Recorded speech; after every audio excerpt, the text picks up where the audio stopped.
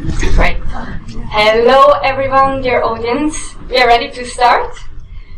Great to see you all here.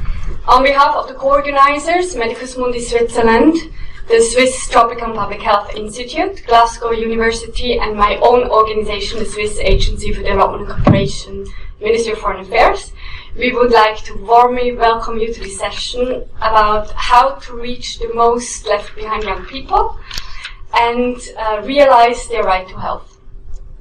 We are very excited to have a number of excellent organizations co-sponsoring this event and being represented today on the panel. To reach all young people, differentiated and creative approaches are needed. So we're certainly not here to tell you the one only solution today how to reach young people, but we are here to share a number of experiences with you and hope you get inspired by them. So enjoy the discussions, get inspired, and with that I would like to hand over to our brilliant moderator, Yemurai Nioni from Children's Investment Fund. Please, Yemurai.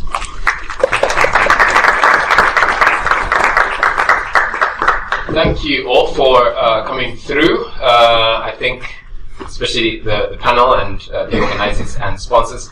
And thank you very much to Switzerland for helping organize and set up this important session. I found the title attractive enough to want to sit down and understand and unpack key concepts and get a sense for what it is that we are dealing with and what it is that we want to do moving forward. As you know, one of the key themes of this conference is power. So we will be able to unpack issues of marginalization, vulnerability, and understand what it means to reach those who are so-called hard to reach. So more broadly, we know that about 1.8 billion young people aged 10 to 24 are a really big chunk of the global population. And currently 90% of these young people are in low and middle income countries. So that presents quite a challenge in terms of making sure that we have sufficient reach within low income settings. And reaching all young people with the information and services they need and to allow them to thrive requires us to understand complexity. It requires us to understand vulnerability, and we need to be able to question why there's been stagnation and decline in the health outcomes of certain groups, and more importantly, to be able to figure out how do we solve these issues. So this is what this session is about. It's quite a mountainous task, this panel here. This is a very able crew and will definitely unpack and take us through this journey. So just to explain a couple of things for the session, for us to understand what will take place. We will take photos during the panel, and these will be used by the convener and the organizers and co-sponsors. If you don't wish to appear in any of the photos, please do make sure to reach out to any of the conveners. Or myself, yeah, if we just raise our hands, I guess, yeah. I think just come up front, let us know, and we'll make sure your rights are respected. Now, just so we know who these unusual people sitting in front of us are, help me welcome first Ian Askew, Director of HRP, based at WHO headquarters in Geneva. He will provide insights on research and policy on how we reach the most vulnerable and marginalized young people. If we could give Ian a hand.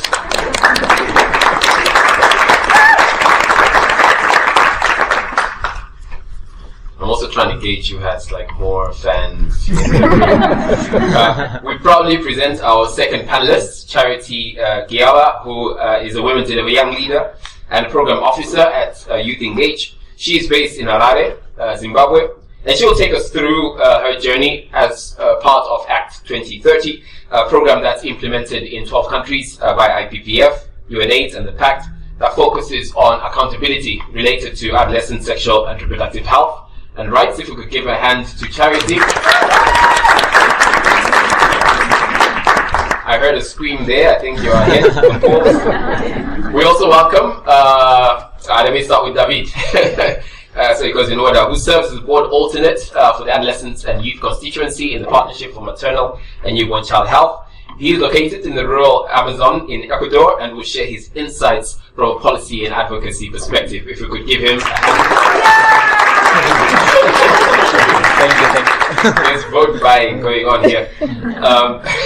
Allow me also to introduce Loria Joy Paragon, who's with us. She recently was appointed as a national youth representative of the Family Planning Organization in the Philippines and is an IPPF volunteer. She is based in the Philippines and will share her hands-on experiences on how we actually reach the most vulnerable and marginalized young people. Also, allow me to... I knew she was the coolest and she'd get the most applause. I'm just trying to scoot quickly by in the hope that my country mate, as it were, Charity, will scoop the prize. Also, allow me to introduce Wenceslas Jokbe, who is the country director of the Batonga Foundation, based in Benin, and will provide insights related on how best we identify vulnerable and marginalized people. That's a double vote. I've heard that scream before. The last but not least on the panel is Ritika Yadav, who is the founder and head of Love Matters India, and based in Delhi, and she will share her experiences as an implementer using a pleasure-based approach to reach young people, including those left behind. If we could give her I think you had us at pleasure. So it will be important during this session for us to interact, so we will use mobile phones. We'll get information on how exactly that will happen. We'll use an app for some of you who've interfaced with it called Slido, but we'll get more information on it later on. So now, without further ado, let me hand over to Carolyn and Leah from University of Glasgow and Swiss TPH, respectively, to share survey results from Mind the Gap work. Let's give them a hand.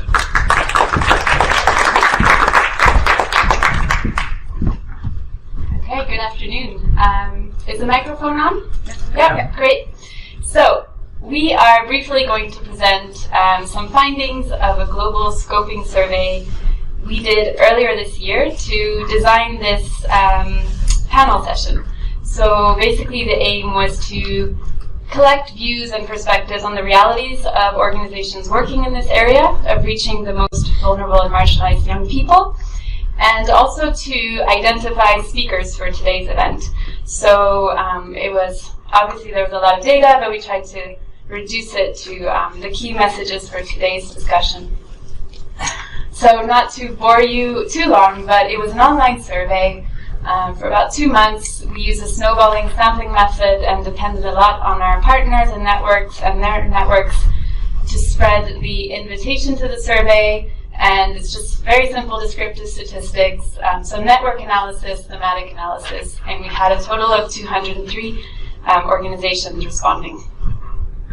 As you can see in the blue triangles, mainly it was NGOs responding to the survey, but which was actually useful because they're the ones with often the more concrete understandings of what works and what doesn't work in this area.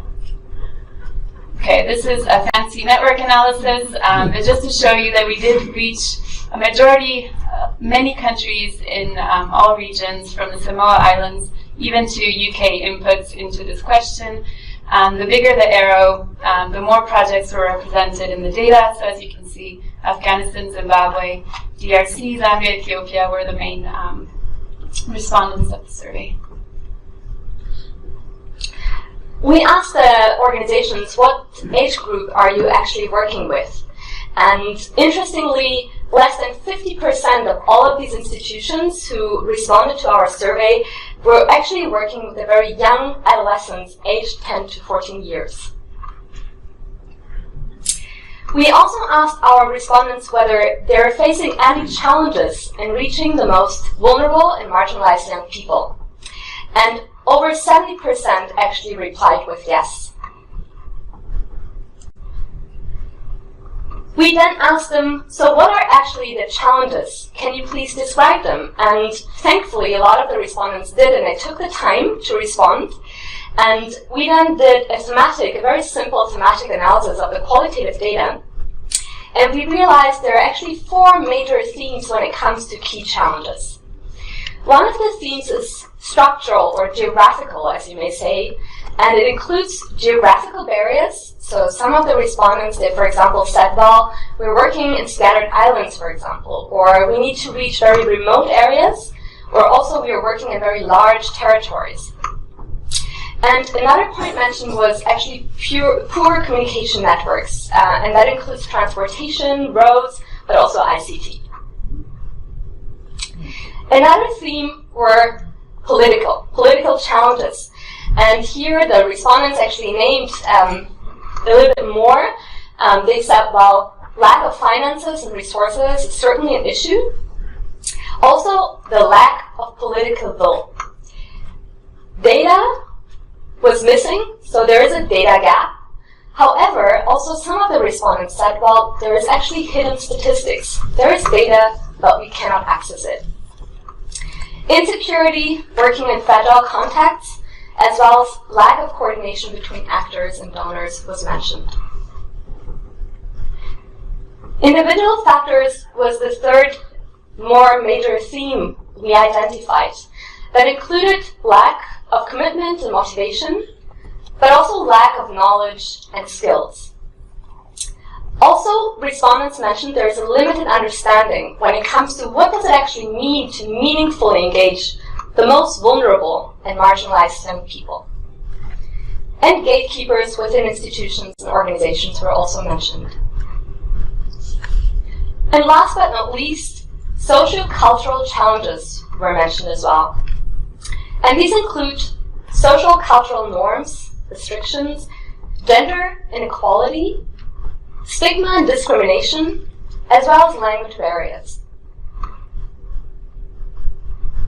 Okay, and obviously we did also ask what solutions they have been using in this area of reaching the most vulnerable and marginalized young people.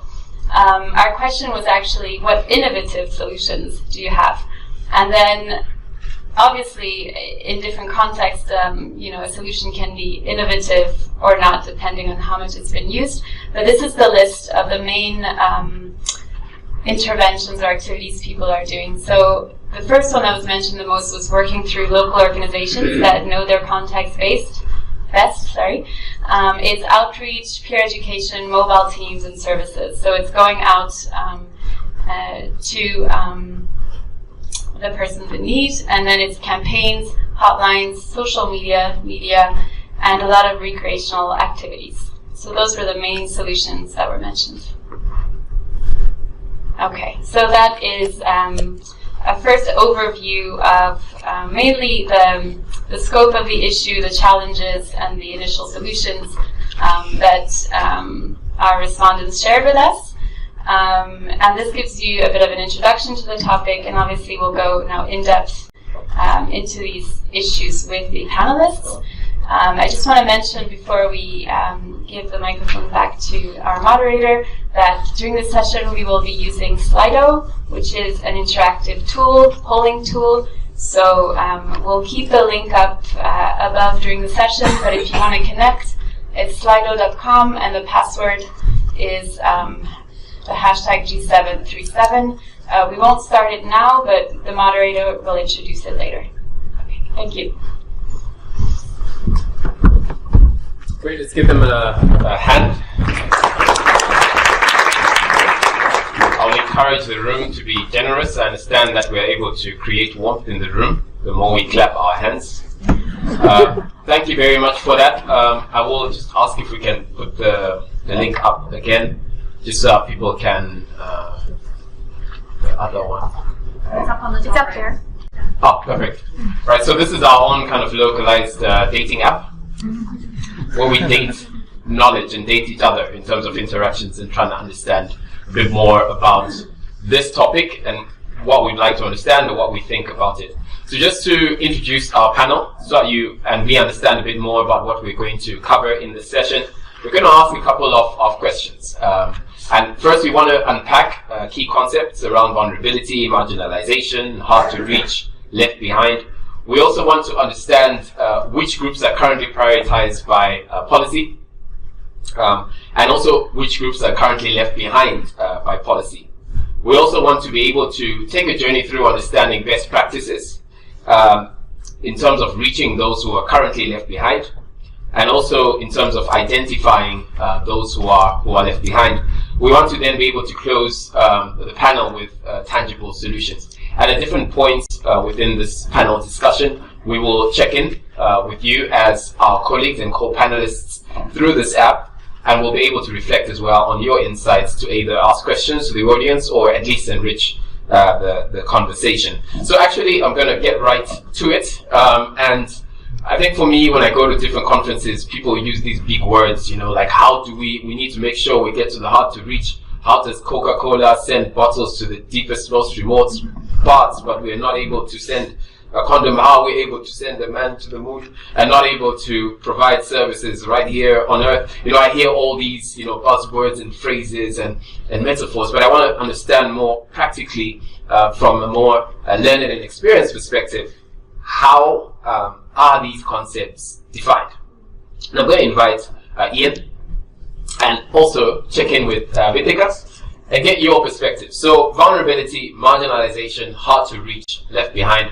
How do we define these? I'll start with Ian. Thank you. Is this one of the things I have to press or? Yes. There we go. Okay. Well, thank you. And it's great to be on the panel. And I appreciate the try to unpack the alphabet soup that you gave us there, because it is a challenge, and I don't want us to continue to be challenged by this. We shouldn't be caught up with words. It's more important, what are the concepts we're trying to deal with? What are the issues that these words mean? However, I think certainly for vulnerability and marginalization, given these two concepts are often used, even on the poster, they're used together.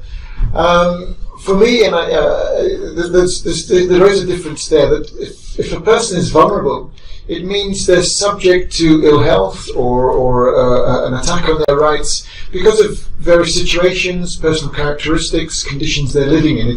They're vulnerable to a risk that puts them at risk of suffering an ill health or, as I say, a rights abuse or something. If someone is marginalized, that tends to have the meaning of being excluded from access to services, from partaking in normal social events, being part of the mainstream social ways of life.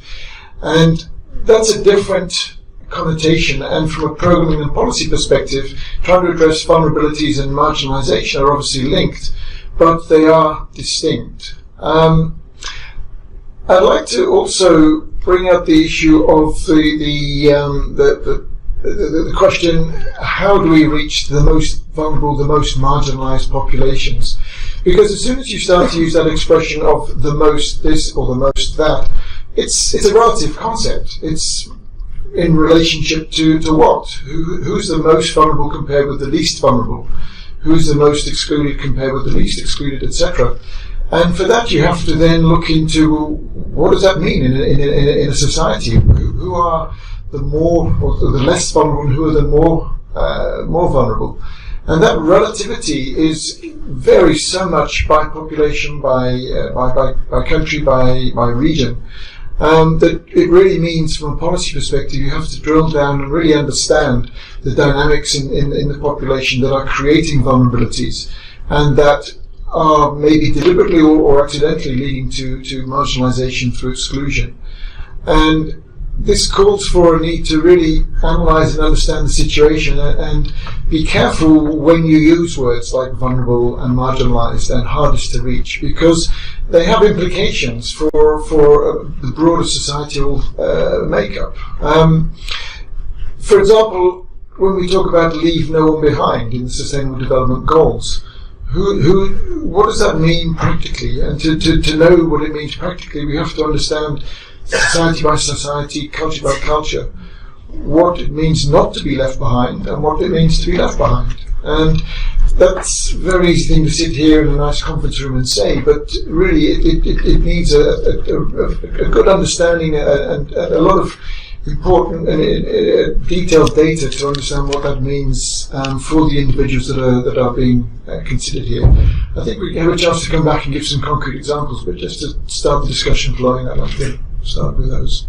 Thanks, Ian. And perhaps now I'm interested in the pivot as well. So Ian asked the question, what does it mean? Like, what are the implications?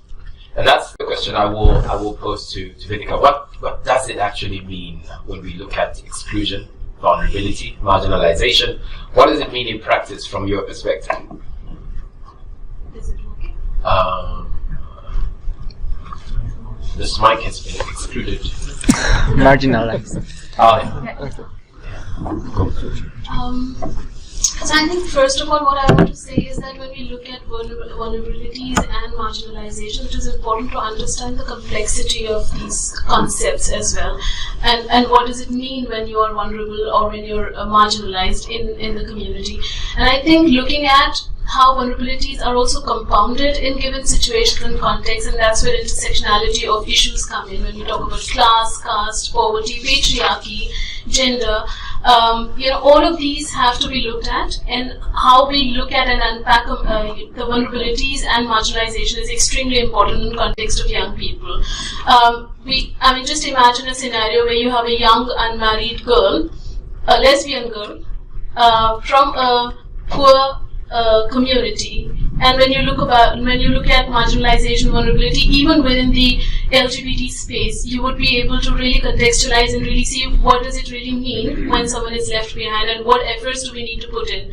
And I think it's extremely important for policies and programs to be able to unpack these vulnerabilities from that lens and from that context, and really also see, when we look at policies and programs and all the work that is happening, where are these gaps and where are these opportunities as well.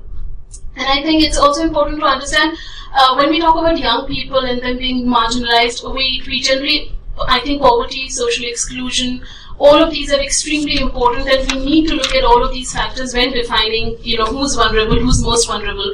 But look at the world today. When we talk about young people and access to information and services, we already assume that those living in cities have access to, let's say, internet and mobile phones and everything, mass media out there, and of course they might not be as vulnerable. What does it really mean when one looks at condom and contraception uptake and information and data from around the world, from major cities? One would obviously come to know that the vulnerability also lies with young people in urban areas. We'll be looking at a world where pornography is very, very easily available and accessible, and they're all vulnerable to making a lot of wrong choices. So how do we look at alternatives in different spaces, different contexts, and different situations to also look at responding to these vulnerabilities and where young people are? Thank you, Vitika. And you mentioned something very interesting. You spoke about different spaces. So I will kind of point back to Ian. So I know there are frameworks like leaving no one behind, for example.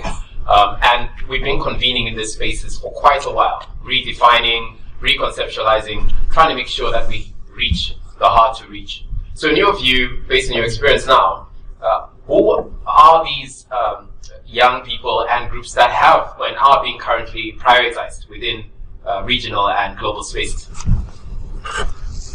Well, first to reflect on your points, you gave some great examples of different vulnerabilities and intersectioning between them, and this is what creates different groupings and multiple vulnerabilities. And if for some people who consider just the human condition is vulnerable, everyone is vulnerable in one way or another. To different threats to their well-being. So what we really need to do, I think, from a programming perspective, is to focus on those where the intersection of vulnerabilities all add up together to multiply to make them more vulnerable than someone that has less vulnerabilities, and or also has more access to resources and to be able to handle and to manage the vulnerabilities that they do have. So this is why, for me, it's important to get a good understanding and to address your question about which are the currently most vulnerable adolescent populations. It's hard to give a single answer, and it does vary so much. I mean, at one angle you could say, let's think very broadly gender. Are female adolescents more vulnerable than male adolescents? Well, that depends what you're looking at. In terms of some issues, they're more vulnerable. In others, it's males are more vulnerable. So we know that adolescent girls, 15 to 18, are much more vulnerable to clearly pregnancy-related conditions, whereas boys of that age are more vulnerable to violence and road traffic accidents, etc. It's a different type of vulnerability. But then when you multiply them up and you take the young girl living in these conditions, and particularly given social norms around their gender, around their age, around income, around sexual orientation, and you add all these together, and that's what brings you to the most vulnerable or the most left behind. But that is going to vary by situation. But I would like to highlight three where I think it would be good to explore a little bit more fully. One is girls who are pregnant and going to school. That's an extremely vulnerable group, and they're very marginalised as well in many countries. Secondly, girls living in crisis settings, humanitarian settings, living in conflict areas. There's huge aggregations of vulnerabilities there. And thirdly, again, girls, but not only girls, living with disabilities. This is a vulnerability and a marginalisation that together have left many disabled young people behind. Thank you very much, Ian. And I'll quickly pivot to David and ask you, as a representative of the adolescent and youth constituency, there are multiple sectors, multiple regions, multiple levels of engagement. So what's your experience in terms of the groups that you've seen are currently prioritized globally and regionally? Thank you, Imre. So when we speak about vulnerability, we have to speak also about systems of oppression and privileges, because it is society that marginalizes these groups and create these conditions that are the ones that we're trying to tackle right now. So, for example, even within vulnerable groups, take for example the LGBT community, we have also privileged groups inside it, and gay cisgender men are clearly privileged within this group, for example. So that's something that we should also be speaking about, how these systems of oppression keep replicating within these vulnerable groups too. Speaking also of young people and adolescents' health, we have to identify what are the priority issues for these groups. For example, substance abuse, HIV infection, mental health, unwanted pregnancy. Those who are vulnerable are those who are disproportionately affected by these issues, because everyone can be affected by these issues for sure. But those who are like more acutely affected are those who are called vulnerable, in my opinion, and what I think. Speaking of the work of like these big platforms and like partnerships that we have, I think that it gives us a perspective on like the different contexts that we have, like the very, very local context. For example, in PMCH, we have like a very big constituency of young people, and we're able to provide a platform for these groups to raise the voices of these vulnerable communities that are like the ones that are left behind. Thank you, David. And I think this is a pretty good spot now to see if we can get a bit of interaction with the audience. So, Ian mentioned a couple of groups that need to be targeted and need to be supported, that he, in his experience, sees as needing to be supported. So he mentioned generally young people living with disability. He also mentioned girls living in humanitarian settings, and girls who are pregnant and going to school. So I want to test and validate if this actually is your lived experience in your country. The question I have is, which group of young people are currently left behind in policy and programs in your country? Use, if you can, just one word. Maybe two. 3. Okay. 3 and we're out. So let's log into Slido. Just go to slido.com. It will prompt you to put in an event code or hashtag, which is G737. Right, let's get going. There's some very fast people. Out of school, girls, I see undocumented children, poor living, poor girls, orphans, minorities, LGBTI community, pregnant, trans, indigenous. Let's keep going, let's keep going. It's amazing. I almost feel like the session could end here, no? Like just take a photo and then we just go. Just go like we've got it on lock. Those who've never been to school, early adolescence, family, no tech, boys, Rome communities, polygamous. To make sure I have health, refugees. Two more. If there's any note there that you think we should make sure we highlight, mentally ill, yes, I have that. Immigrants, I have that as well. Someone said something? Institutionalized. Right. So these are, and we can keep populating this, and if something pops up that's of interest, we'll throw it back at the panel. Now I want to turn back and ask Loria, from your perspective, which young people are currently left behind? You could say are invisible or not prioritized in policy and practice at national or local level. So hello, good afternoon. I will speak more about my country. In the Philippines, despite having a reproductive health and responsible parenthood law, which is supposed to allow everyone to access SRH services, young people are still restricted from engaging their sexual and reproductive rights. For example, the law states that young people under 18 need parental consent in order for them to access SRH services. There is still a lot of taboo of discussed topics such as sexuality education and reproductive health, especially in public. This really creates a barrier for young people to fully know and exercise their rights to SRHR. We also have an implementing guideline for CSE. Although CSE is mandated to be included in all private and public schools at primary and secondary level, out-of-school youth do not have any means to access CSE or SRH information. As young women are more likely to be out-of-school youth than young men. This means that young women especially lack access to SRHR information and may experience early or unwanted pregnancy, like what you said, sir.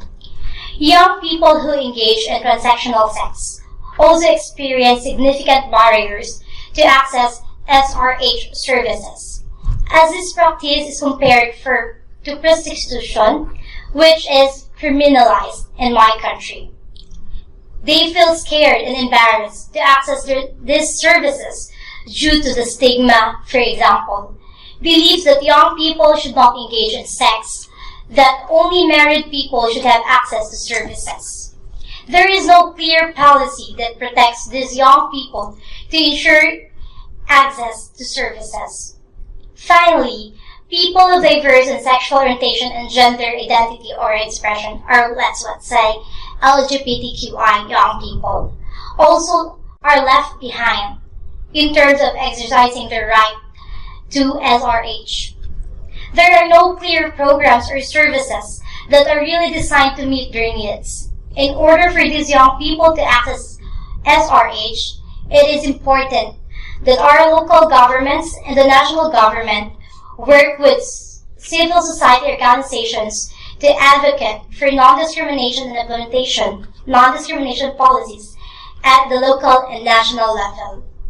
Without collective consciousness, discrimination, especially to people of diverse SOGI, will continue to exist despite the general public's acceptance of their existence.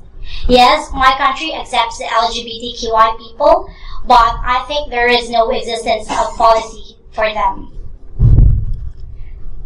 I am a volunteer of Family Planning Organization of the Philippines, We are a non-governmental organization with 12 chapters and 17 clinics across the country. Our main goal is to reach and serve the poor, marginalized, socially excluded, and underserved population, especially the young people. We are working to support left-behind young people to have access to SRH services and information. For example, we are developing a module to reach out-of-school youth young people with CSE so that they can learn more about CSE and how to exercise their rights. These are the young people that are still left behind in that conversation. And the International Planned Parenthood Federation and the FPOP, with the help of our local partners, reach to them and capacitate them with the necessary information regarding the rights. We really want them to have access to information to CSE and services to contraceptives, STI, HIV and AIDS testing and treatment. With their consent, because we believe that a healthy generation of young people cultivate a healthy society free from stigma and discrimination. Thank you very much, Louise. I think that's a very interesting insight and speaks truth to how what you said was without collective consciousness, discrimination will persist. We are a collective, we are conscious, we're feeding it now, and hopefully we'll be able to land on common ground in terms of how we move this agenda forward. I have a question for Charity. Similarly, but looking more at, from your perspective, what are the gaps in evidence and policy practice from your experience at country level? Okay, so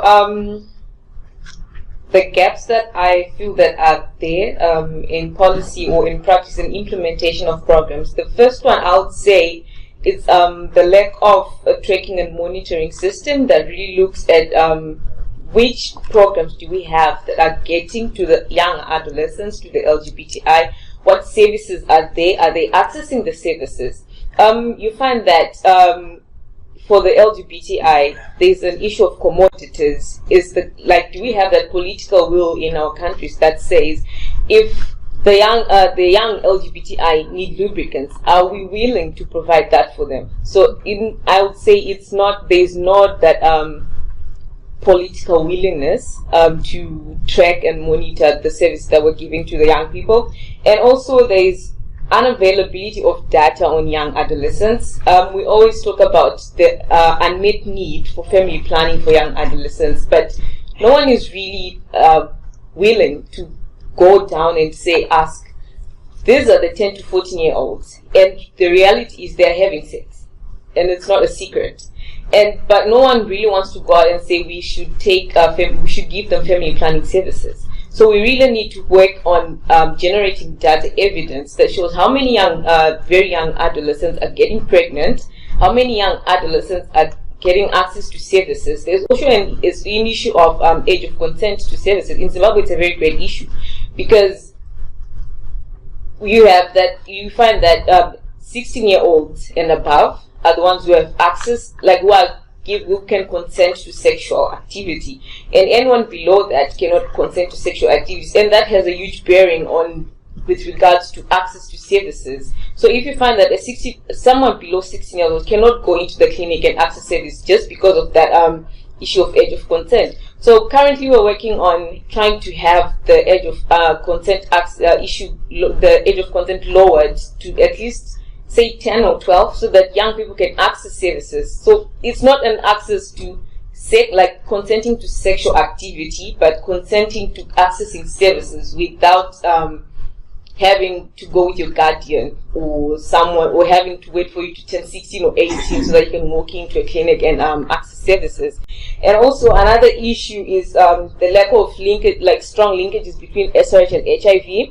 We find that most of the time when we speak of sexual reproductive health, we tend to remove the prevention of HIV from it, and that greatly puts most young people at risk, because if you're talking of a comprehensive sexual reproductive health package, it should also include HIV prevention, and I feel that's a gap that we really need to fill, and we need to do it fast.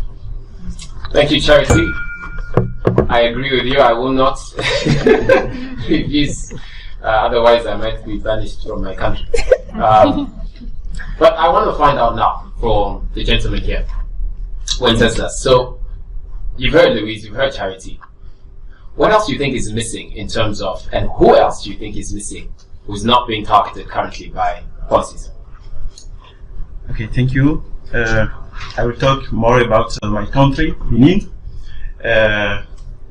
We at Batonga Foundation, we are working with girls aged 10 to 24, and in our context in Benin, the girls who are mostly left behind are the ones who have never been to school or who drop out at an early age.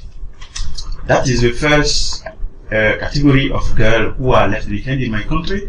The second category are the girls who get married or who have child before the legal age.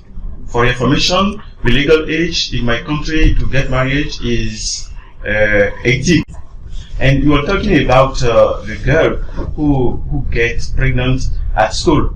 In my country, legally, when girl get pregnant, she is not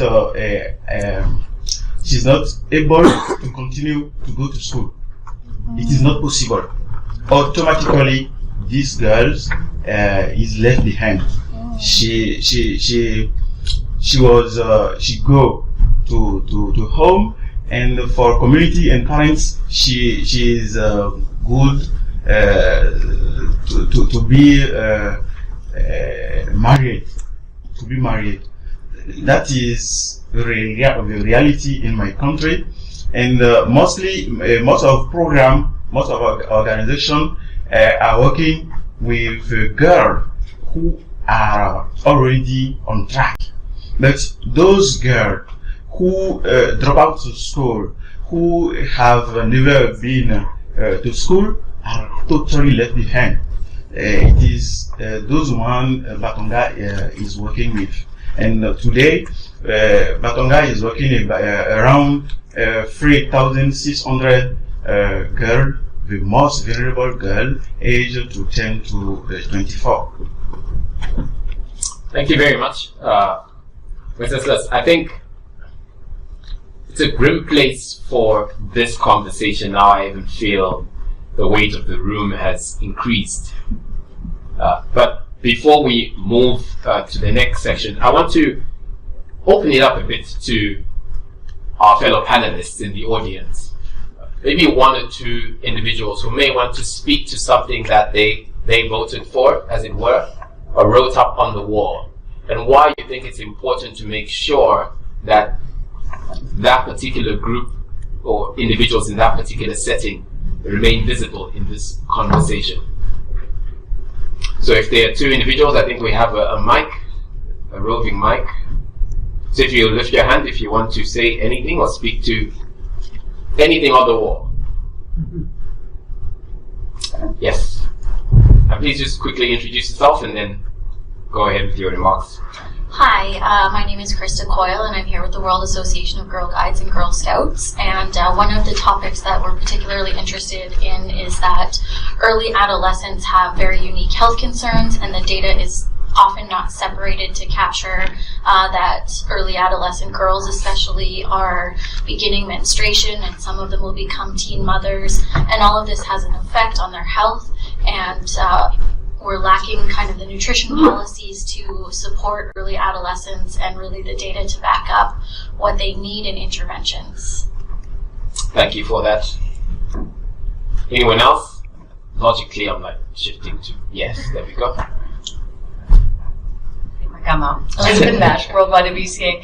I think I'd just like to point out the diversity of it, and I think we're lucky to have such a diverse panel, but organizations that are around the world who are willing to stand up for the different groups, and I think we just have to push that concept of diverse populations and diverse interests and diverse financing and resourcing.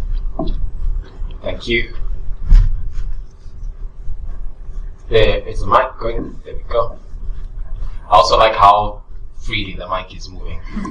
She's doing a great job, and so as you in the panel, so thank you. I'm Monica Kerrigan, I'm with Japaigo, and I really am worried about youth that are out of school. You know, we fail them early and often. And do you have any thoughts about what the world should be doing to capture those young people who are so vulnerable and whose parents, for lots of different reasons, have also failed them? Thank you for that question. I will park it, and hopefully we'll have time and I'll throw it at one of the panelists. Thank you very much for that. Yes, there's a hand over here. I was going to go for it, but I'll also use the mic. Thank you. I don't know if I'm allowed to, but as a rule breaker, I'll try to answer that question as a representative of youth, I guess. And I think it is true, we do fail young people, and some of my friends as well. And I'm very privileged. My name is Jordana. I'm from Bulgaria, but I graduated 2 years at Pearson College UWC, which is an international network of schools, and there's one in Victoria, Canada. So I think as a direct response, although it's not simple, it's a simple answer, that we need to provide a lot more mental health solutions and facilities, because a lot of what is happening on a personal level, even if it's families that are abusive or struggles or expectations, it's ever-raising expectations and ever-raising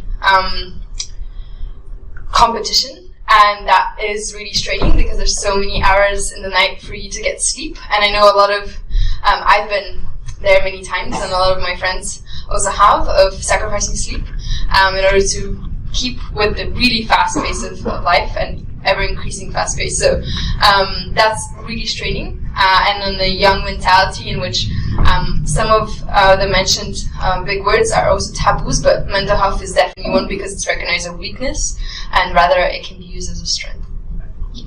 Thank you very much. And on that token, I think I'll shift the sides of the room that I'll be in. I haven't heard from colleagues on this end of the room. It would be lovely if you have any thoughts, anything to share. We have a hand.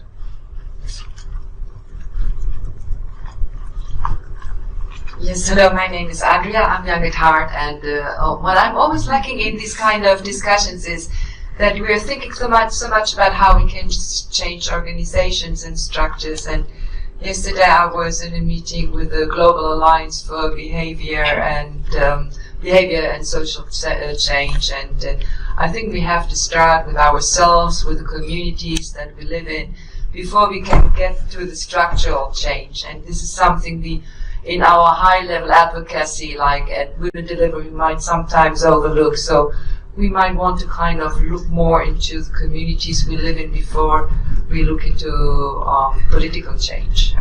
Thank you very much. And actually, that is a very poignant question, and I will want to throw it back to the panel now. So she's mentioned that, where we should identify the most that she's spoken about at community level. I want to throw it back to Wenceslas and ask from you, in your experience, what's worked in terms of identifying the most vulnerable and the most marginalized? At Batonga Foundation, we use a target approach to identify the most vulnerable girl by doing mapping and census in community, so that we'll be sure to reach the most vulnerable girl. Because in our context in Benin, organization on the program used to identify the recipient girl by reach directly the local authorities, the chief of villages, to write down the list of beneficiary grants. That shows the limit of this approach, because easily the local authorities or the chief of village can forget the most vulnerable girl, the one who are difficult to view, those who are invisible. So through our approach, the system, the tool we use is named Girl Roster technology, based on the technology of Android. And after the census, we use the parameters we previously set as educational status, if a girl live alone, if a girl live with a guardian, and it is the most important parameters we take into account to select these vulnerable girls. That is the way we are using at Batanga Foundation to be sure to identify the most vulnerable girl. This approach, we make many success on this approach, and today I can mention that at least 2 big organizations in Benin are planning to apply this approach of Girl Roster on their own program very soon. And because they noticed that the way they were doing it is not the better.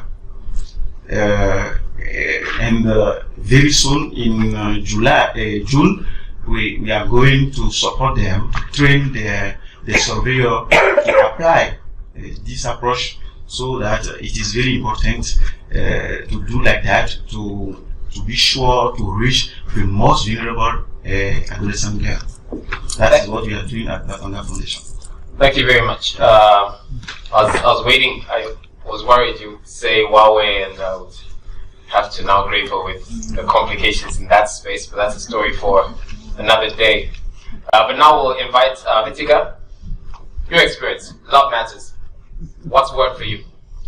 Again, this question, it's very complex because there's no one answer to it, but I would have loved to see boys and young men out there as well.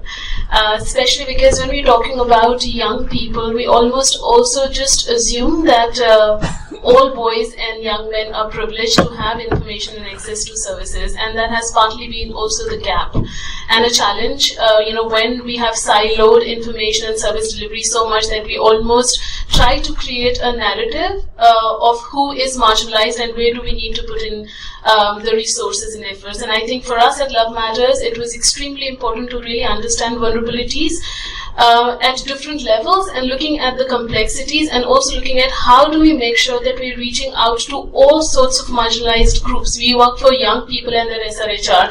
Even within that group, when we focus on LGBTQIA, what is it that we do for our approach, really looking at lesbian women or bisexual or transgender? So it's extremely important for us to unpack it at different levels, and at the same time make all young people feel that no one is left behind. So not being exclusive to a particular kind of group, also that is not a problem, because I think all organizations are coming from a different space and agenda and what they focus on. But for us at Love Matters, it was really important to also sort of not work with the assumption that certain young people are not vulnerable or not marginalized, and having them as a part of the conversation was for us an important opportunity. I think we are very fortunate to be speaking to young boys and men in India about issues that nobody speaks to them about. When they ask a question on virginity and hymen, that is an opportunity for us to really look at a lot of these issues when we talk about women and girls. Where are these?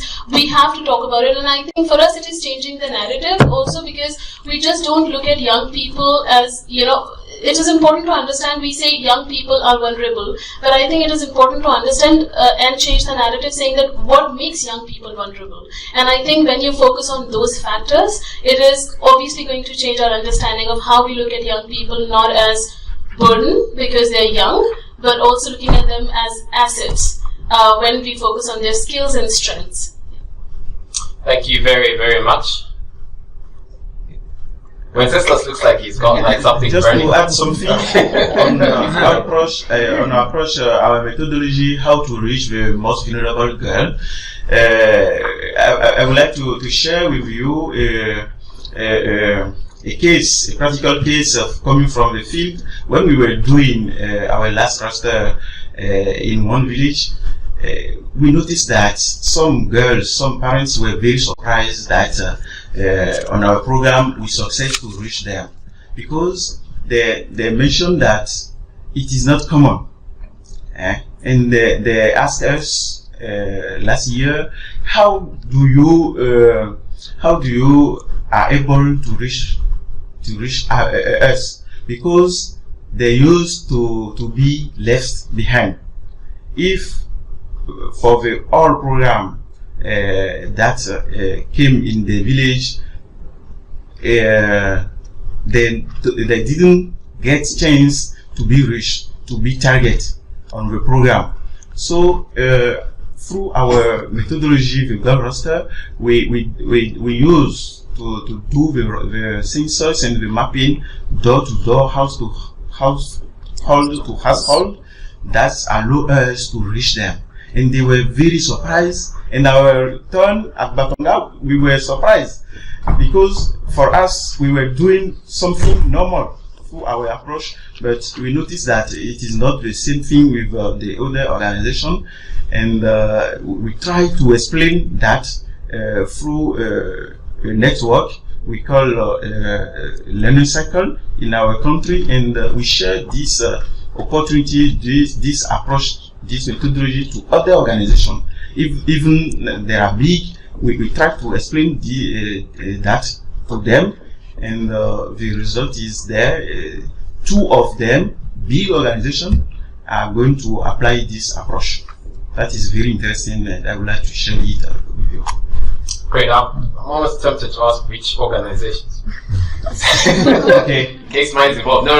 It's fine now. It's for your surprise. Yeah. No, that's great, and thank you for taking time also to take us through a bit more about what you're doing as Batonga Foundation. Now, before we move on to the next part of this conversation, which will include again responses from our wonderful co-panelists, I'll invite us all just to stand up for a minute.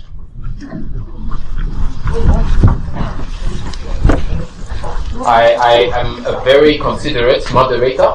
I understand the challenges of jet lag and how we have so much energy that we want to expel through energizers.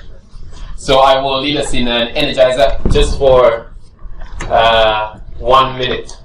It's very simple. So you say what I say and you do what I do as well. This is why I said if you don't want your photos, take it. It's very simple. It's simple energizer. So it just goes, I take the ball. I take the ball. More energy. I take the ball. I take the ball. I put it here. I put it here. I pepeta. I pepeta. I pepeta. I pepeta. Okay, to pepeta, because we are unpacking meanings, it's just to shake. Just to shake. So we're going to do that with different body parts, huh? Okay. I'll stop if it gets too hot. I take the ball. I take the ball. I take the ball. I take the ball. I put it here. I put it here. I pepeta. I pepeta. I pepeta. I pepeta. I take the ball. I take the ball. I take the ball. I take the ball. I put it here. I put it here. I pepeta. I pepeta. I pepeta. I pepeta. More energy. I take the ball. I take the ball. I take the ball. I take the ball. I put it here. I put it here. I pepeta. I pepeta. I pepeta. I take the ball. I take the ball. I take the ball. I take the ball. I put it here. I put it here. I pepeta. I pepeta. I pepeta. Dangerous sneeze. I take the ball. I take the ball. I take the ball. I take the ball. I put it here. I put it here. I pepeta. I pepeta. I pepeta. I pepeta. One more time. I take the ball. I take the ball. I take the ball. I take the ball. I take the ball. I take the ball. I put it here. I put it here. I pepeta. I pepeta. I pepeta. There we go. Now we can settle down. just to get the veins moving. Yeah, I've heard about deep vein thrombosis, and I'm very concerned. So now we'll move back to our wonderful Slido app. So again, let's log in. The question we have this time to us is, what's the main reason why young people are left behind? Vitika asked a very important question in terms of, we always are quick to say who is, marginalized, but we need to understand what is it that influences that marginalization. So that's the question. What is the main reason why young people are left behind? If we can keep it 3 words and below, that would be great. Last time we had 40-something votes. Let's see if we can top that. Stigma, lack of resources, poverty, dehumanization, economic poverty, having a different gender, poverty is growing, discrimination, policies, oppression, shame, ego, lack of voice, lack of resources, not aware of resources, engagement, poverty is still strong, access, fear, discriminatory laws, lack of education, conservative ideas, lack of support and services, power imbalance, tradition, youth, meaningful. I'll take 35. Let's see if we can push it to 40. 5 more people. 36, yep. Political barriers. Almost there. 37, yeah.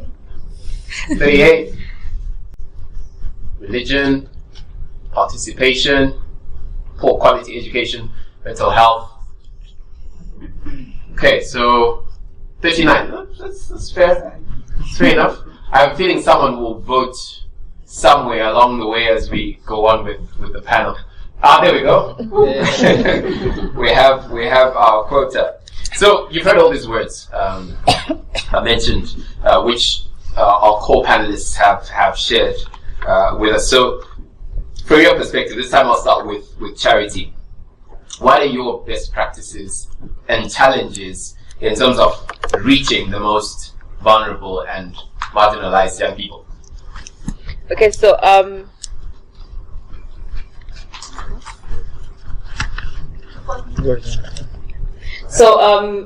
at Youth Engage, one of our programs that we run is on social accountability and working with young people so that they can be meaningful involvement of young people in social accountability. So we have a project that we did with ACT 2030 where we were training young people as data reporters and data collectors. So we would intentionally select young people in their diversity, would include young sex workers, LGBTI, young mothers, and just any adolescent who we know is vulnerable, who is living in areas where they're hard to reach, and we'll train them in data collection, data reporting. And for that program, we were working alongside with the Ministry of Health. They just rolled out their adolescent youth-friendly service provision training for clinics and hospitals. So they had a guideline that they were using in training service providers on adolescent youth service provision, and we wanted to bring in the component of youth participation and having young people hold clinics and hospitals accountable for their actions. So we trained young people on the guidelines that the ministry had said. There were 9 standards that they would monitor each clinic in their district, and they would walk into the clinics as mystery clients, and they would just access services whether they needed the service or not, just to see how the nurses or the clinic workers would respond to them. And then after they left the clinic, they would then fill in an exit client information sheet where they would record the service that they received, if they noticed that there were any IEC material in the clinic, and then they would generate a report of their experiences. So we had young people in 20 districts, in the 20 districts that the ministry was working in, and they would submit reports every month And at the end, we would sit down with the young people and would look at the data that they produced, and then we identified themes that the gaps that they saw were in the system and the best practices that they had. And then we shared this information with the Ministry of Health, and we generated a report that the Ministry is now using as a benchmark for, if we are talking about youth-friendly service provision, what does it look like? The data was generated from the perspectives of young people.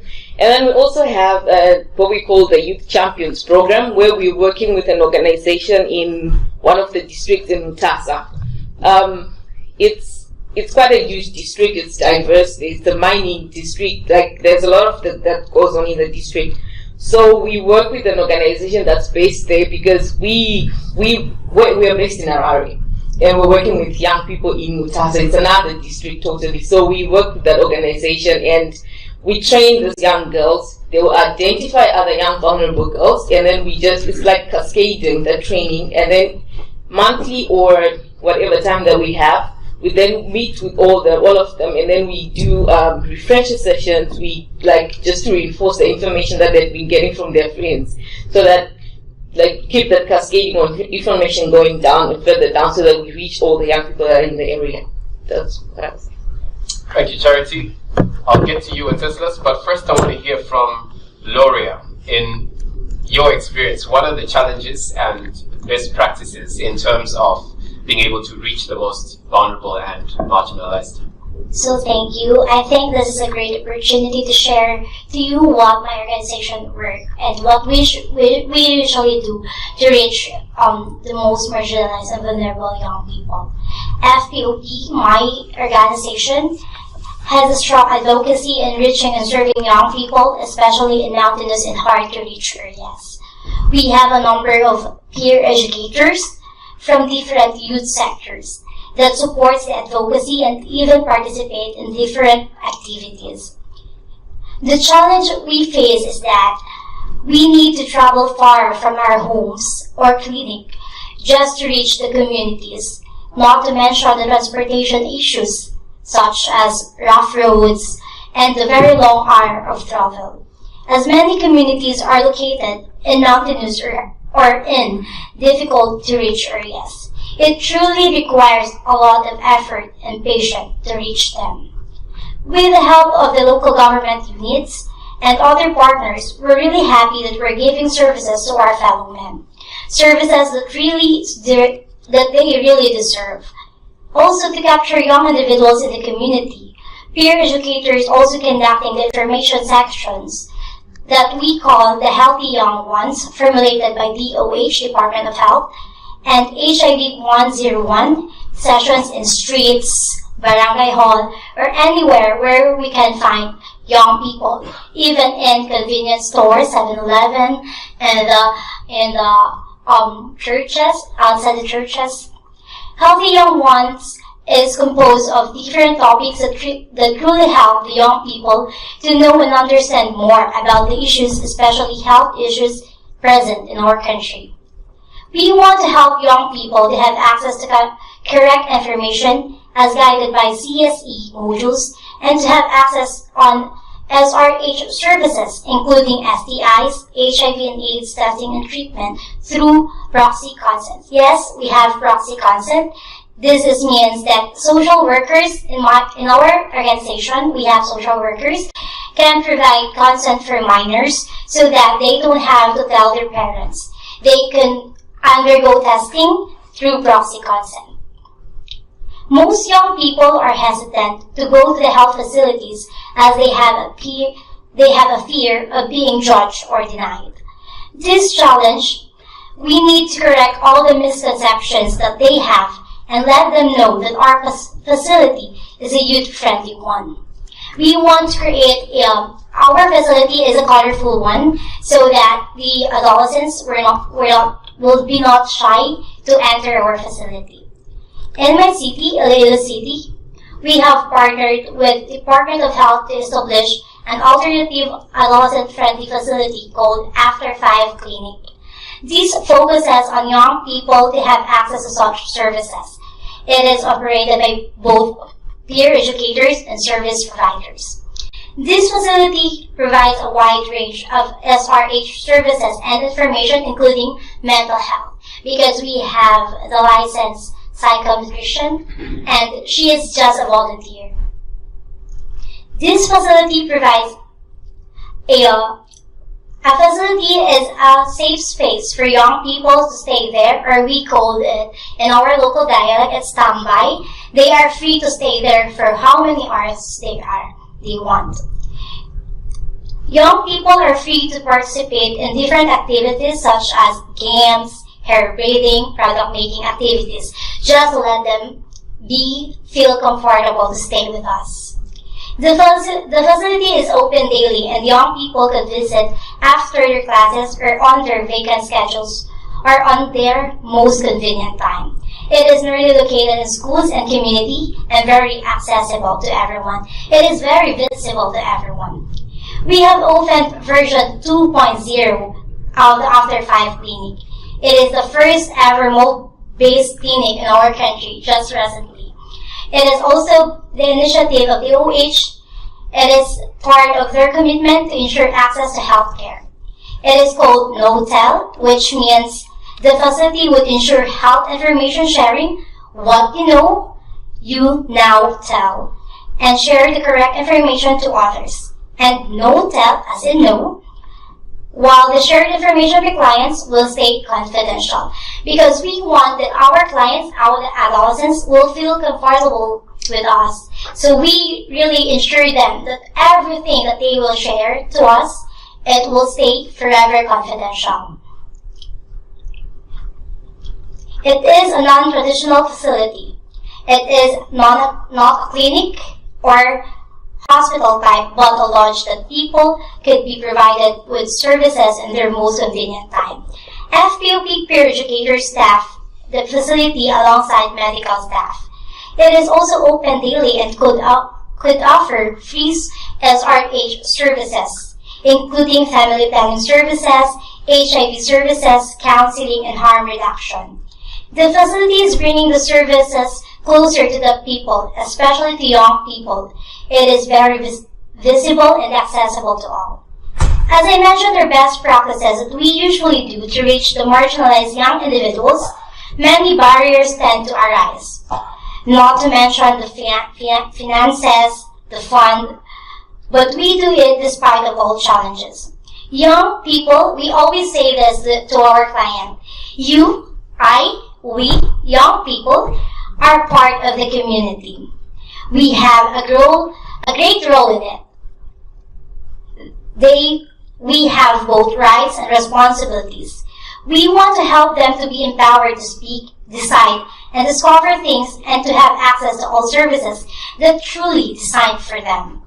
IPPF and FPOP are working harder in giving SRH services to all people, especially to young people.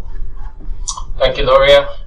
I don't know, every time Loria speaks, I feel like clapping my hands, like when she's done, because she speaks with so much power and like authority. But thank you very much for sharing your perspective. David, I want to get to you very soon. Very soon. Hold on. When Cecila's grabbed the mic before, so I'll let him have a go, and then you'll give us your perspective. Okay.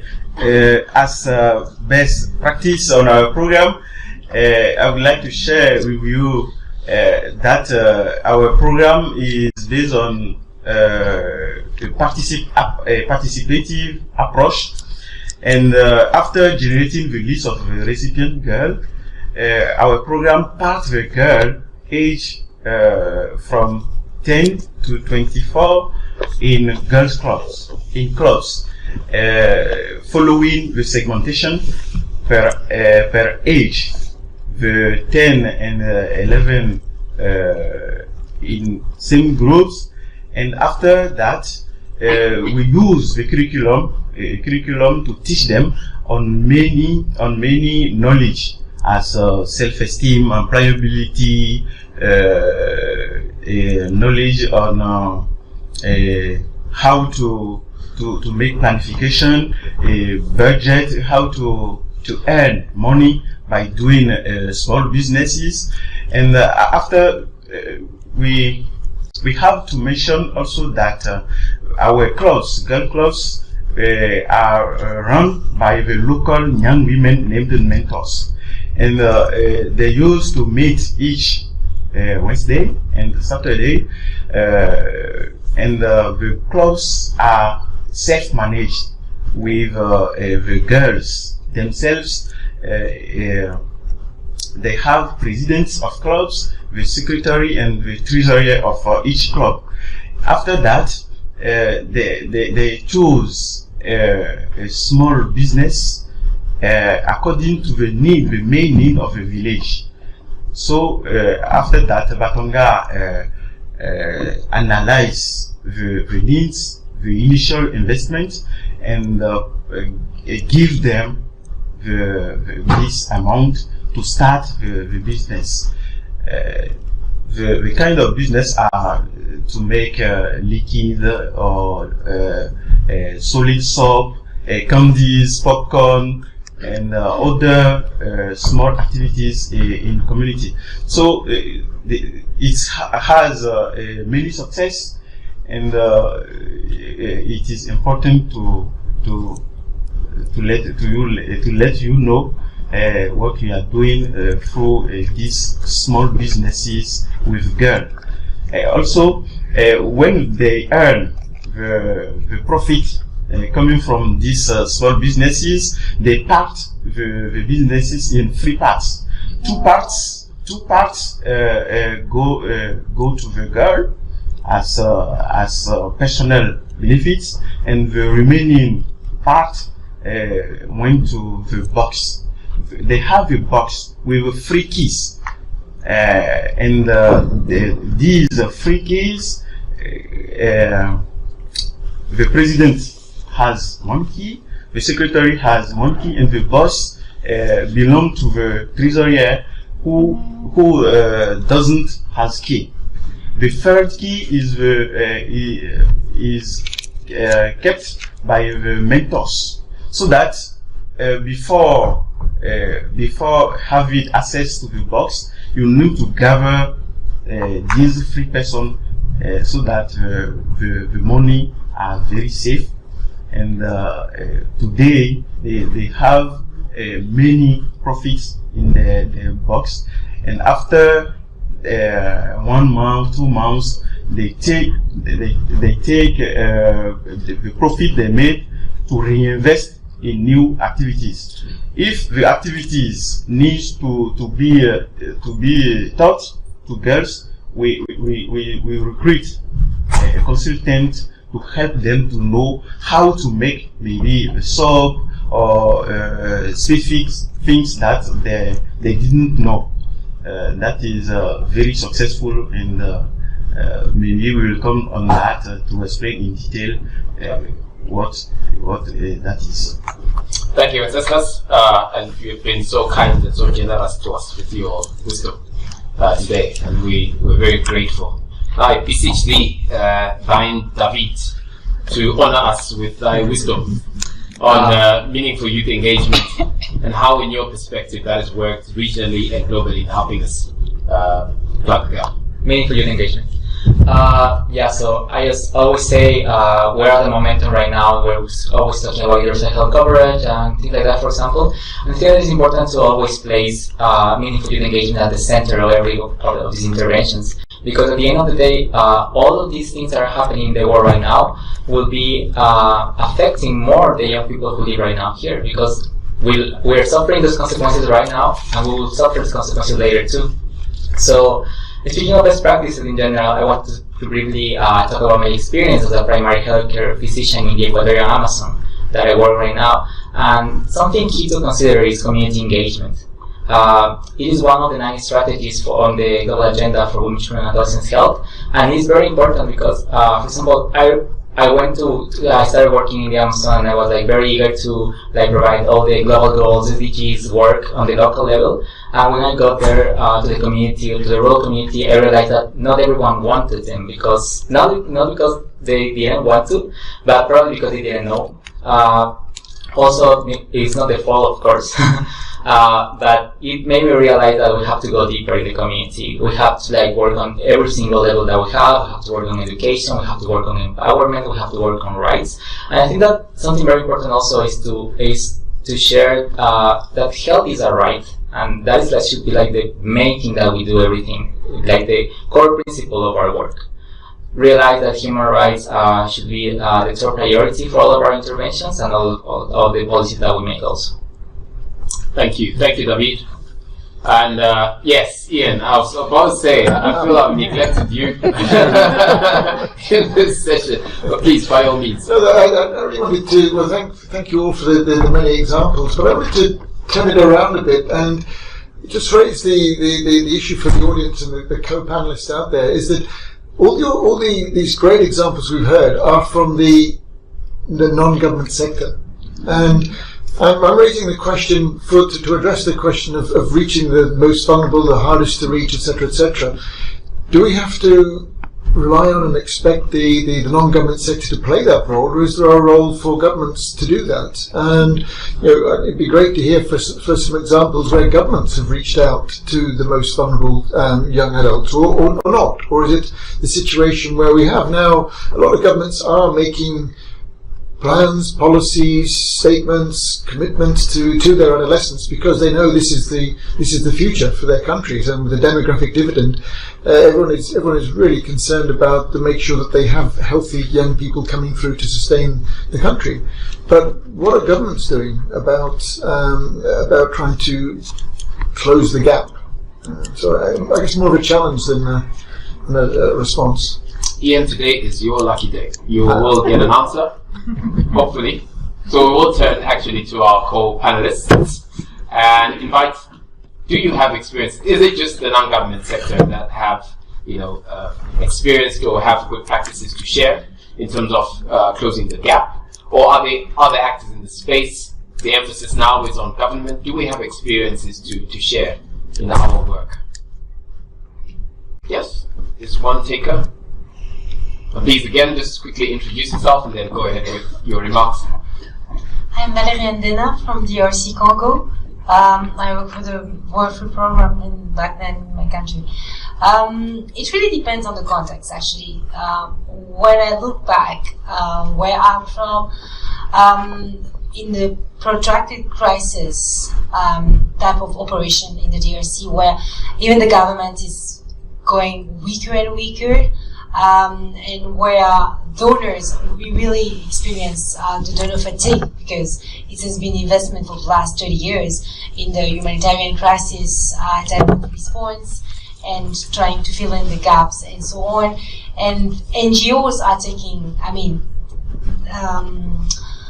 taking the role of the government, but also local communities, the traditional local communities are trying to fill in the different gaps and see how they can integrate the role for the youth.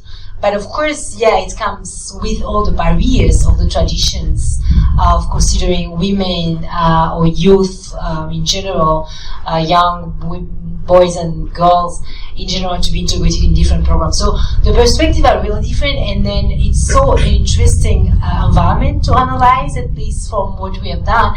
It really depends on how the youth are able to address or questions the different barriers that are there. And in the communities where we saw the difference was where the youth, I'll say non-governmental organization, have been able to address and question some of the tradition and see how they can also engage with the local, say, government, but also traditional chief, to see how they can be integrated. So it's really I want to, as a young, I want to say that most of them feel abandoned, but some of them say we have to engage it and we have to question the system and see how we can make it through. It sounds really desesperating, but in the meantime, we are experiencing success. And then, yes, of course, we see some of the UN agency systems as well that are trying to focus onto the resilience of those communities and see how they can help each other. So your question is really interesting, but it's really, again, depends on the context. It's again, as the question of the vulnerability, it really depends on where we find it and how we can address it. Thank you. Thank you very much. Very interesting perspective. The room again is quiet. I'm tempted to bring more energy, but before I do, there's a hand over here. Okay, my name is Cassian. I work for Swiss TPH in Rwanda, Swiss Tropical and Public Health Institute.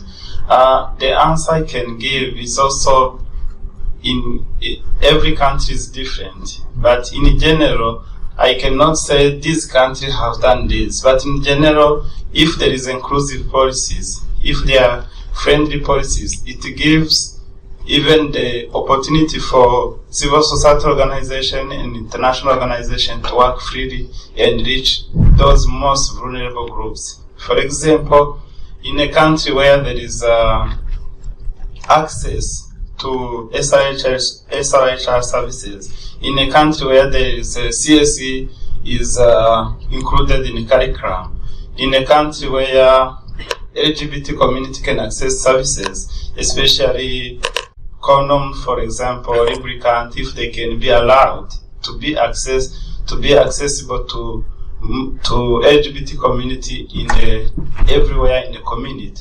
That country has done at least something good, where NGOs and the other international community can find a way of reaching those most vulnerable groups. Thank you.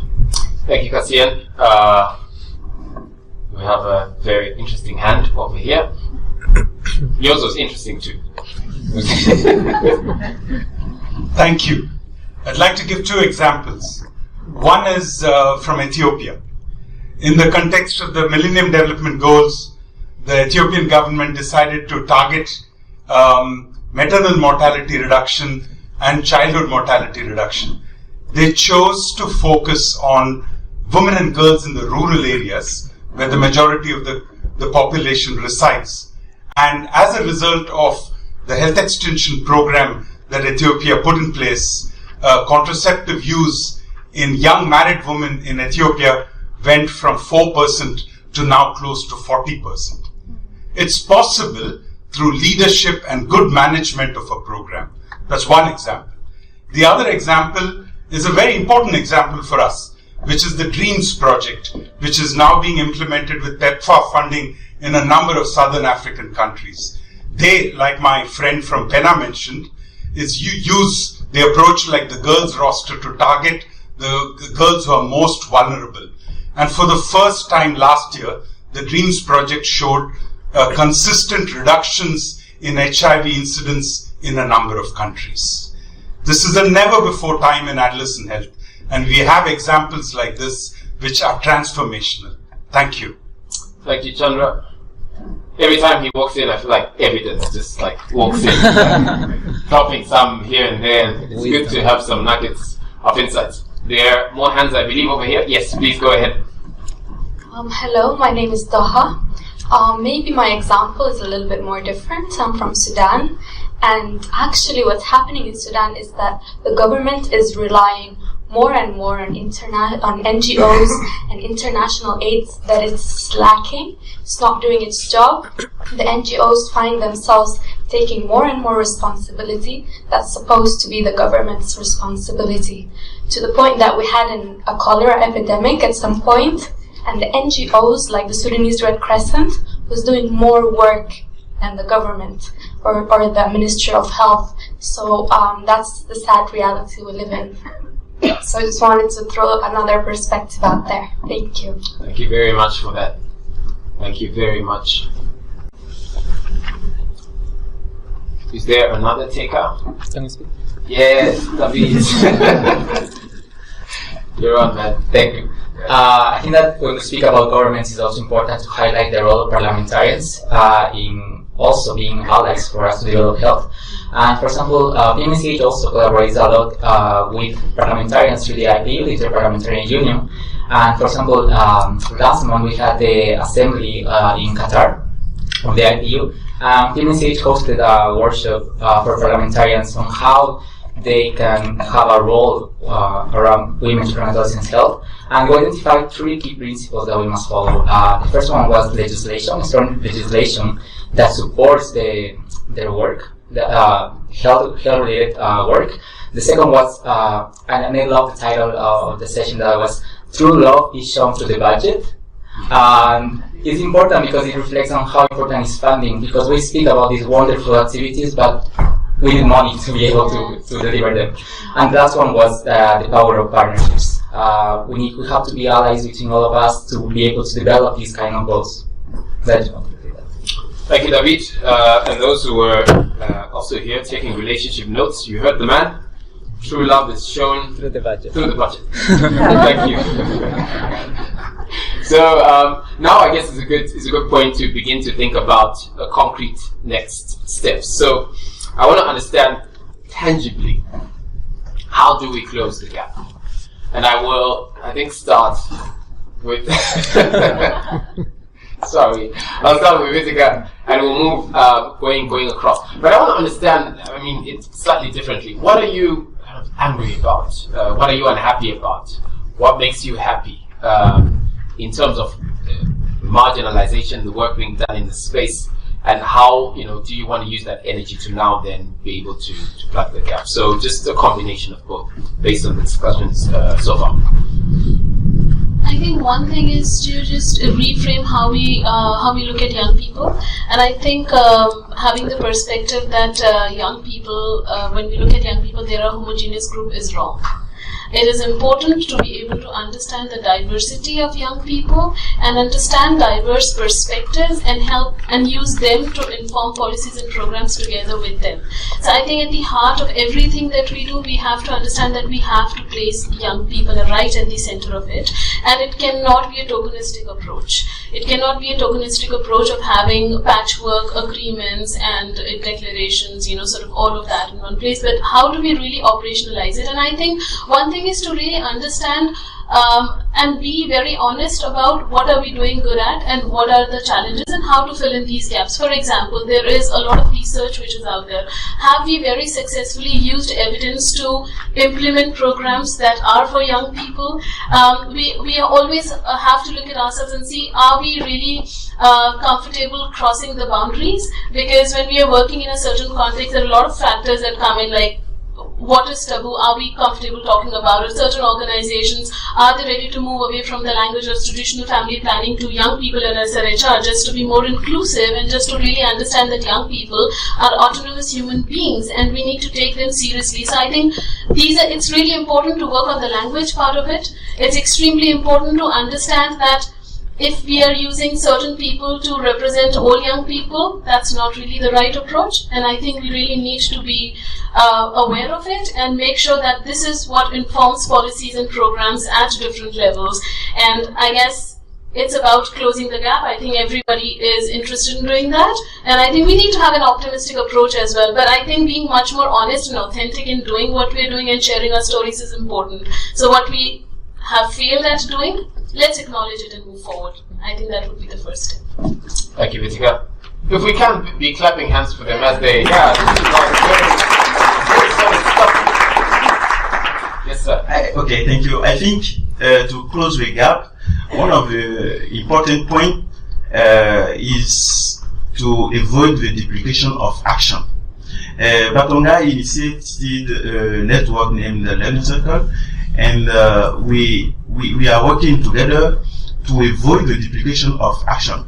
Last time we hear from the field that one of our partners in the Learning Circle was going to target the same villages when Batonga is already present, and they want to implement the same things we are doing.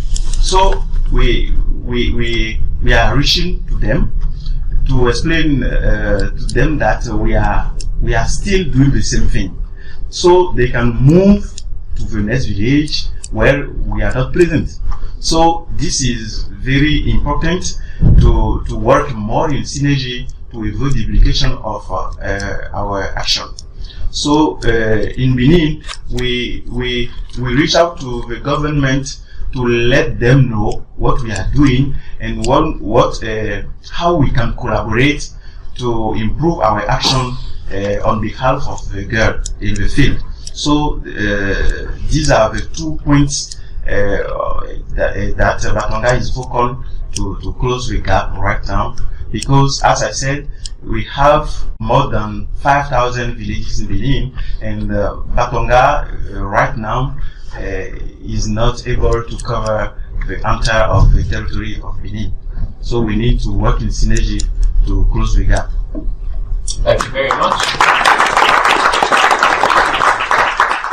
So I am really happy about that. The fact that our government recognizes our organization and our government is helping us to reach these young people, because most of the young people in my country are hesitant to go in the government clinics. So our government is thinking that we must connect with the NGO so that the people will not be hesitant.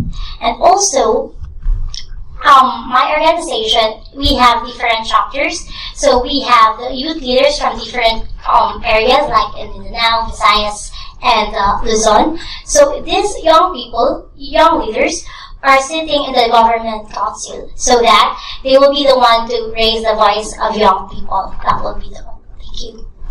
Thank you very much. Yeah, in my case, what I think about the solutions, I think we need to start talking about more about research, and because every single action that we have or that we make around these vulnerable, marginalized, everything should be based on evidence.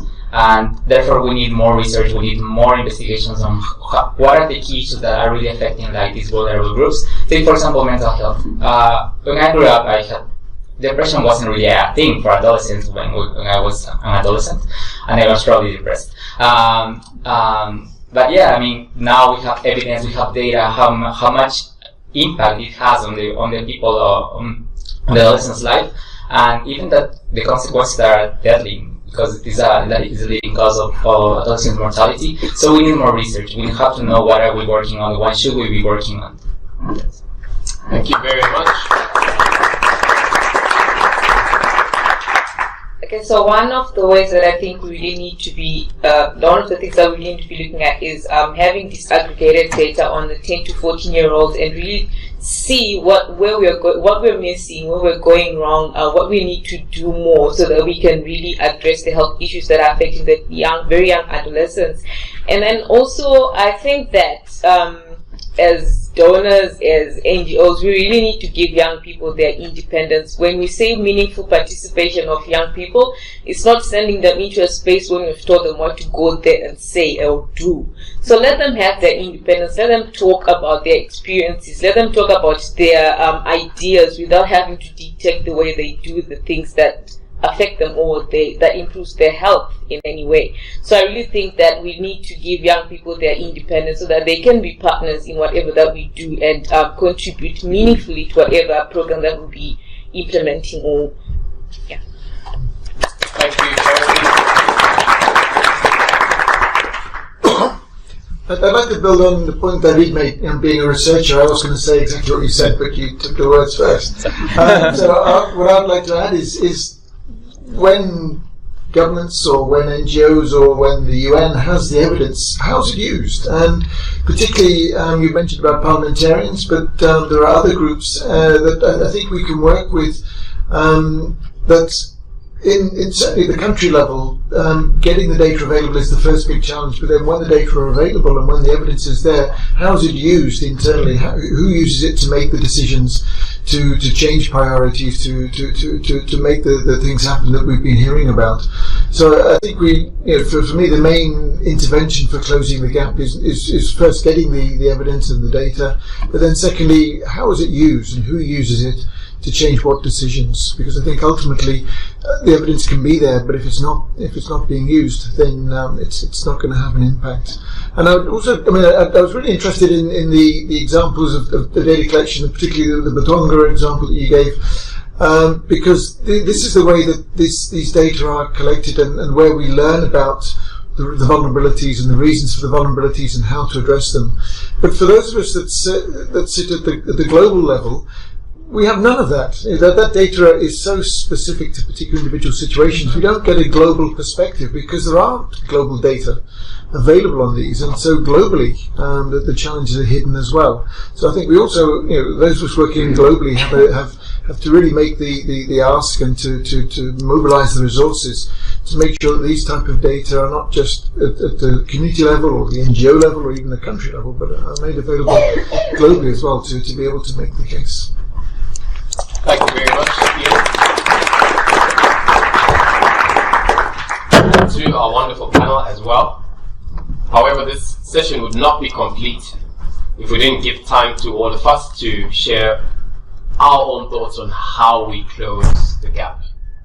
So I'd invite us to take a minute just to think about what would we recommend be done. Something tangible. At national level, regional level, global level, target one group or the other. But what is that tangible thing that you would want the entire room to be able to take away and say, you know what, there's a solution, or there's a way to be able to close the gap, and I got that from person X and person Y. So this is our time as well as a room to share some of our own perspectives. So we'll have the mic go around one more time. If you're ready, just lift up your hand. We'd love to hear from you. Let's start in the front. But let's be ready with our hands up.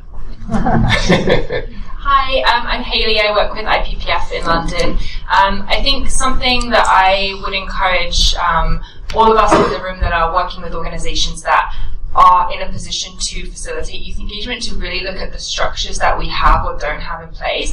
I think that sometimes when we talk about hard to reach, we take that as an inevitable thing, but ultimately if somebody's hard to reach, it means that you're not trying hard enough, right? And I've had conversations with people who, they're saying, I'm always in this category that people categorize me as hard to reach, and it's not nice for a person to be told that they're too hard or too difficult for us to put effort in to reach them.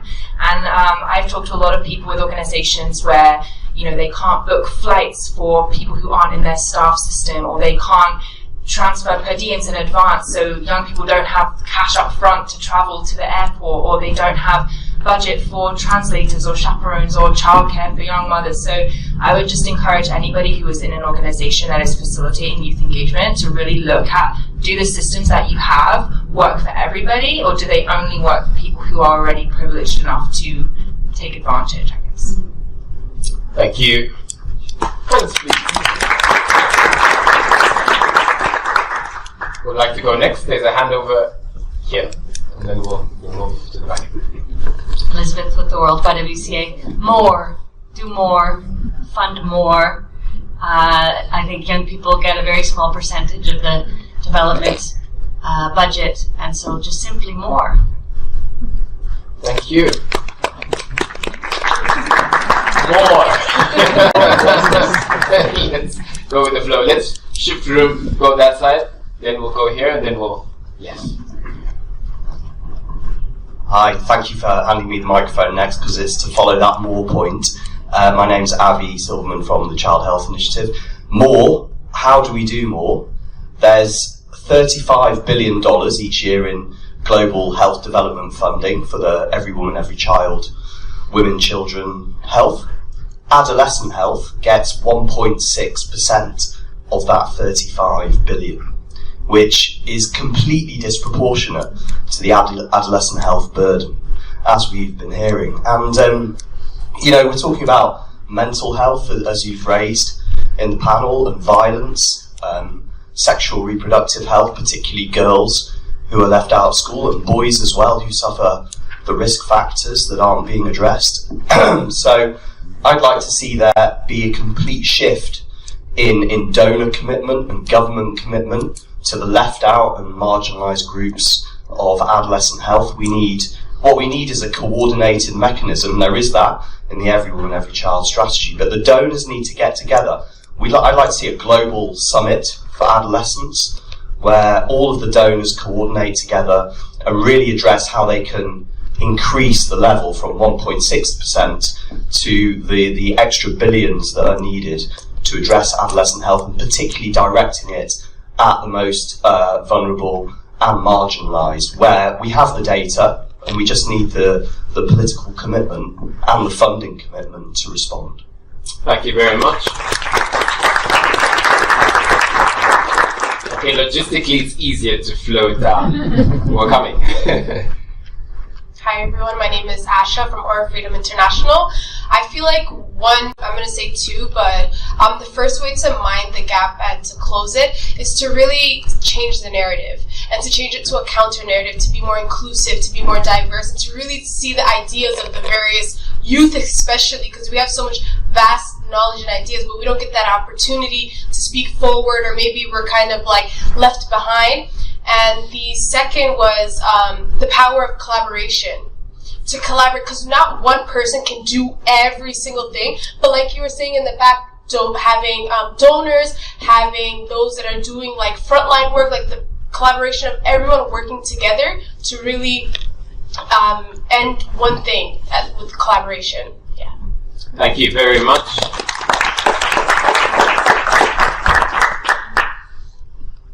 Hi, my name is Adriani Martin-Hilber, and I'm with the Swiss Tropical and Public Health Institute. I would also like to change the narrative, and I really appreciate all of the comments that have come.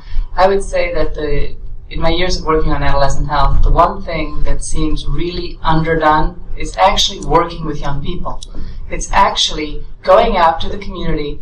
Young people, adolescents, are there. They're not funded, they're not supported. No, they can't get their own little group together and manage a $5,000 grant. No, they really need facilitation. And the young people, we also need to think about how do we build up that kind of community engagement of young people to actually reach their friends, their neighbors. They're not that hard to reach. They just really need to be supported. And so if you look at youth ministries, for example, what are they doing actually to help organize young people through clubs? I recently saw a huge soccer event with girls, 100 teams of 10 to 14-year-old girls. And I thought, why can't we do this in Ghana? Why can't we do it in Rwanda? Why can't we do it in the DRC? And some people are trying, but I just think that there are opportunities. The Scouts, there's all kinds of church groups. Let's pull it together and actually engage with them and fund them to do it. Thank you very much. David, I've got my eye on you. Let me know when it's time. Yeah. Okay.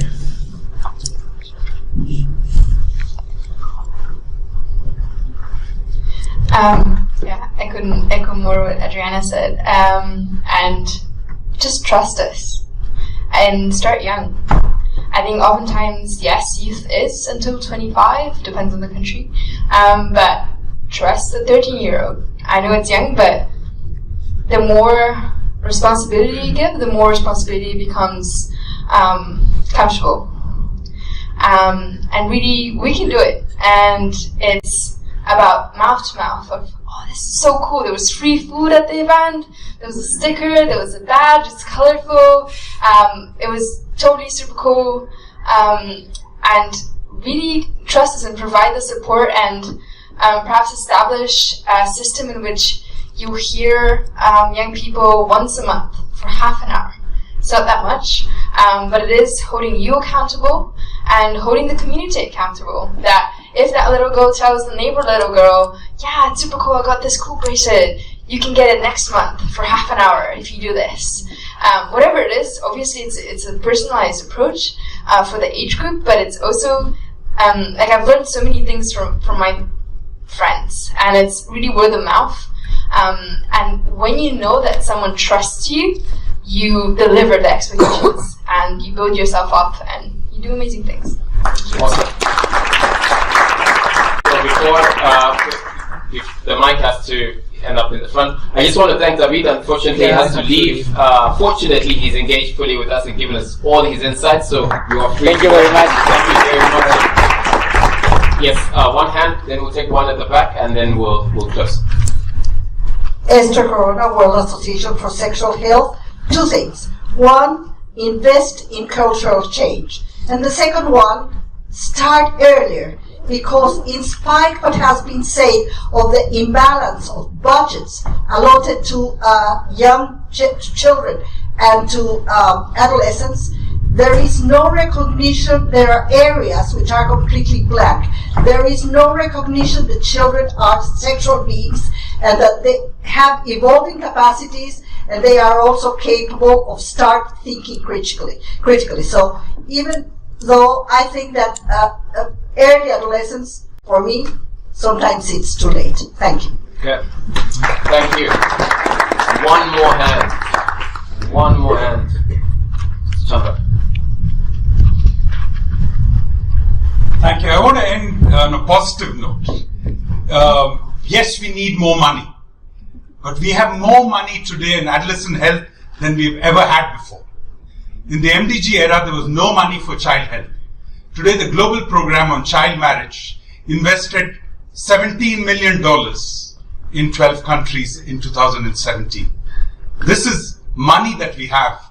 And yes, we need to grow that money, but the best way to grow that money is by showing that we are using that money well. Yeah. Let's use the available resources and show results. That will transform the discourse, and the money will flow in to inform our work and support our work. Thank you. Thank you very much. When I grow up. Thank you very much. I think I've had an informative session. I've really enjoyed it. I hope you have as well. This is where it ends for now. The conversation, that is, the work continues. But just so we are aware, on the 20th of June, there's a webinar. There will be there's sign-up forms available if you want to get involved. So just, who will have them? The forms are they just alright on the wall as you head out. Just check it's plastered on. So we just want to find out what can we learn from this conference, and how can we build on what we've learned. There have been tons of nuggets shared. We've been able to reflect on our own personal, national, regional, global experiences and within our organizations. So how can we take this conversation forward? So this will happen on the 20th of June. Some of the panelists here will join in and will be there for further engagement. We invite all of us to be a part of that as well. So I think, without saying too much more, I'd like to say thank you to our panelists.